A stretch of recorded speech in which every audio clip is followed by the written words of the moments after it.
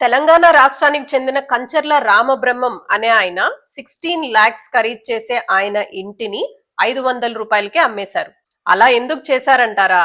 ఆయన ఇల్లు అమ్మదలుచుకున్నప్పుడు కొంచెం డిఫరెంట్ గా అమ్ముతాము అని అనుకుని కూపన్ సిస్టమ్ పెట్టారంటండి. Each coupon 500 rupees. మీరు 500 పెట్టి కూపన్ తీసుకుంటే నవంబర్ 2nd లక్కీ డ్రా తీస్తాము. ఆ లక్కీ డ్రాలో ఎవరికి ఆ కూపన్ వస్తే వాళ్ళకి ఇల్లు చెందుతుంది అని ప్రకటించారంట.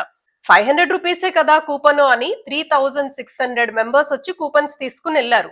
నవంబర్ 2nd లక్కీ డ్రా తీసినప్పుడు రంగారెడ్డి జిల్లా శంకర్ పల్లెలో ఒక హోటల్లో పనిచేస్తున్న శంకర్ అనే ఆయన కూతురికి ఈ లక్కీ డ్రా వచ్చిందంట. ఈ శంకర్ అనే ఆయన 3 కూపన్స్ తీసుకున్నారు. ఆయన పేరు మీద, ఆయన వైఫ్ పేరు మీద, 10 నెలల కూతురు హన్సిక పేరు మీద. ఈ హన్సిక పేరు మీద ఆ లక్కీ డ్రా వచ్చిందంట. 500 రూపాయలకే ఇల్లు వచ్చిందని ఆయన హ్యాపీ. 16 లక్షలు ఖరీదు చేసేది 18 లక్షలకి అమ్మారు కాబట్టి రామబ్రహ్మం గారు కూడా హ్యాపీ.